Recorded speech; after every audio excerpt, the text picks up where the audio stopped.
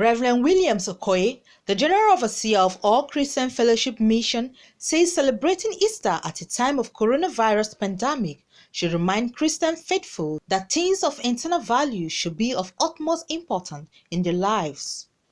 Okoye made the remark during an interview with News Agency of Nigeria in Abuja. Before now, many of us have our values turned upside down. We think that life is about primitive accumulation of wealth. But right now, our situation is all around the world. We now see what really matters is not all these things that we are killing ourselves for and stepping on other people. But what is going on now is teaching us that we are not gods.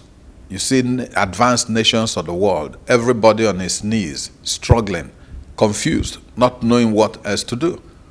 We can now know that it is, if God does not help us, we're in trouble.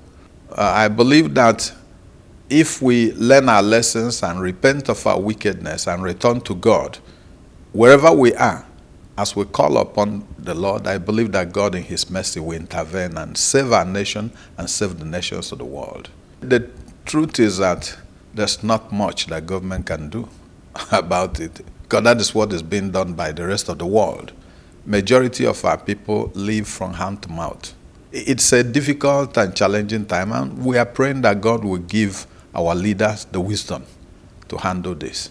On his message for Nigerians on Easter, Okoye said the death and resurrection of Jesus has given every Christian hope that life was not about here and now. The love of God was so powerfully demonstrated when Jesus Christ took our place on the cross and died for us, and was buried and rose again the third day for our justification.